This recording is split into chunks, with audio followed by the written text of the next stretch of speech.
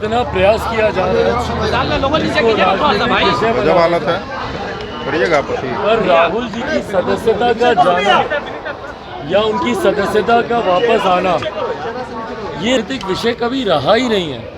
ये पूर्णतः न्यायिक प्रक्रिया का एक हिस्सा था। जब उनको सजा हुई वो भी न्यायिक प्रक्रिया के आधार पर उनको सजा दी गई। सजा के बाद जो प्रावधान थे उसमें उनकी सदस्यता को जाना था, इसीलिए माननीय स्पीकर के द्वारा उनकी सदस्यता ली गई। पर आज जैसे ही उनको मिली सज़ा पे रोक लगी तो वापस उनकी सदस्यता बहाल कर दी गई। तो इसमें राजनीति या राजनीतिक दलों का कुछ लेना ही नहीं है।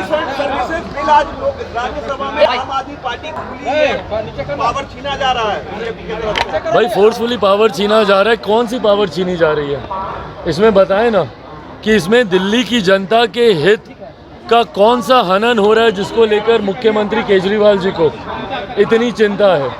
भाई, ये पूर्णतः उनके द्वारा किए गए भ्रष्टाचारों को कवर अप करने के लिए मुख्यमंत्री परेशान है। जितना ट्रांसफर पोस्टिंग है भैया, जिस तरीके से इसको गोरख धंधा बना दिया गया, किस चीज़ को कवर अप करने के लिए? आपकी ट्रांसफ़र पोस्टिंग आप इसीलिए कराना चाहते हैं ना, ताकि शराब से जुड़ी हुई जो नीतियां हैं उस पर पर्दा डाला जाए। आपने जो अपना शीश महल बनाया हुआ था उसके ऊपर पर्दा डाला जाए। विजिलेंस से जुड़े हुई फाइलें थी यहाँ पे। तो इसमें जितनी फाइलें हैं, उस दिन केंद्रीय गृह मंत्री ने एक एक विषय का जिक्र किया ही कि भाई कौन से विषय हैं जिसके खिलाफ हम लोग ये अध्यादेश लेकर आए और अब बिल हम लोग पारित कर रहे हैं। तो मुख्यमंत्री जी की चिंता अपने व्यक्तिगत स्वार्थ को लेकर है, दिल्ली की जनता का इससे कुछ लेना देना नहीं। आपने जमुई में बयान दिया है कि युवा अवस्था में आए हैं, बुजुर्ग होकर जाएंगे, क्या हाजीपुर से चुनाव नहीं लड़ेंगे? आपने क्या संकेत देने की कोशिश की है जमुई में? भाई, अगर आप मेरा पूरा स्टेटमेंट अगर आप सुनेंगे तो उसमें मैंने कहने से पहले, ठीक उससे एक लाइन पहले मैंने ये कहा था कि कौन कहाँ से चुनाव लड़ता है नहीं लड़ता है ये समय आने वाला तय करेगा। और समय तय करेगा मतलब गठबंधन के भीतर तय होगा, पार्टी तय करेगी। एक बात तो पूरी तरीके से तय है। अगर आप इसका कोई दूसरा तात्पर्य निकाल रहे हैं तो मैं पुनः इसको ब्लैक एंड वाइट लाइनों में मैं बता देता हूं कि लोक जनशक्ति पार्टी रामविलास लोकसभा की 6 सीटें जो हम लोगों ने लड़ी थी, वो तमाम 6 सीटें हम लोग लड़ेंगे, जिसमें हाजीपुर भी है, जिसमें जमुई भी है। बट कौन सा प्रत्याशी कहाँ से चुनाव लड़ेगा ये पार्टी का संसदीय बोर्ड सही समय पर तय करेगा। हाजीपुर से कौन चुनाव लड़ा, जमुई से कौन चुनाव लड़ा। और जहाँ तक आपने बात की मेरे उस बयान की, भाई हाजीपुर से मेरा पिछले 8-9 सालों से नाता रहा है, जमुई से मेरा पिछले 8-9 सालों से नाता रहा है, हाजीपुर से मेरा संबंध बचपन से रहा है। जहाँ एक तरफ मैं पुत्र की भूमिका में हूँ, अपने नेता के जाने के बाद उनके अधूरे कार्यों को पूरा करना मेरी जिम्मेदारी बनती है, वहीं मेरी कर्मभूमि जमुई रहा है।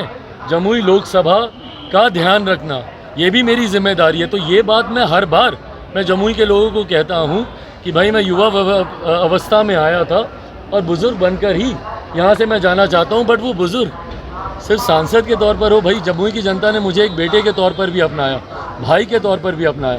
तो ये राजनीतिक दृष्टि से दिया हुआ ये बयान नहीं था। मेरे जो व्यक्तिगत संबंध जमुई के लोगों से हैं, बट अगर कहीं इसका तात्पर्य ये निकाला जा रहा है, क्योंकि कुछ जगह कुछ विश्लेषणों में मैंने ये सुना कि सरेंडर कर दिया, ये हो गया, वो हो गया। भाई मैं इन बातों को विवादित नहीं करना चाहता, क्योंकि गठबंधन के भीतर वाली बातें हैं और गठबंधन में तय होने के बाद सही समय पर इसको सार्वजनिक किया जाएगा। बट हाँ, ये भी उतना ही तय है कि हाजीपुर हो, जमुई हो, ये लोक जनशक्ति पार्टी रामविलास ही यहाँ से चुनाव लड़ेगी। लेकिन आप लगातार ये चीजें कहते रहे हैं, कर सकती है इलेक्शन, क्या आप मदर कंटेस्ट कर सकती है हाजीपुर के इलेक्शन? मैं ज़रूर चाहता हूँ कि वो चुनाव लड़े। मेरे पिता चाहते थे कि वो चुनाव लड़े, उन्होंने अभी तक इसको लेकर सहमति नहीं दी है। सार्वजनिक जीवन से वो अपने आप को दूर रखती हैं और रखना चाहती हैं, पर ऐसे में उनकी इस भावना का भी हम लोग सम्मान करते हैं। बट मैं पुनः दोहराता हूँ कि कौन कहाँ से चुनाव लड़ेगा ये पार्टी का संसदीय बोर्ड ही तय करेगा। एक सवाल अहम है, आज से 3 दिन पूर्व भी पशुपति कुमार पारस ने भास्कर को एक इंटरव्यू दिया, उसमें कहा सर ये सवाल जरूरी है चिराग जी, हाजीपुर सीट से समझौता कर सकते हैं? भाई समझौते की परिस्थिति की चर्चा ही क्यों? किस बात का समझौता, किस बात का समझौता? जैसा मैंने कहा कि ये सब गठबंधन के भीतर होने वाली चर्चाएं हैं। और बहुत सहजता से ये तमाम बातों पर चर्चा भी हो जाएगी और निष्कर्ष भी निकल जाएगा। लेकिन एक इंटरव्यू में पशुपति कुमार पारस ने कहा जमुई त्यागने का वजह बता दे चिराग पासवान, उसके बाद जो करना है करें। क्या जमुई त्यागने के पीछे का वजह बता दे, धोखा देने भाई के पीछे कौन का त्याग रहा है? हम बोल तो रहे हैं कि भाई हमारे पास ही है वो सीटें, हम ही लोग लड़ेंगे। भाई मैं आज की तारीख में उतना ही मैं हाजीपुर भी जाता हूँ और उतना ही मैं बिहार के कोने कोने में जाता हूँ। भाई मैं बिहार फर्स्ट, बिहारी फर्स्ट की मैं बात करता हूँ। मैं बिहार के 13 करोड़ लोगों को विकसित राज्य देने की बात करता हूँ। 13 करोड़ लोगों की मैं बात करता हूँ, जात पात धर्म मजहब से उठकर, क्षेत्रों से उठकर।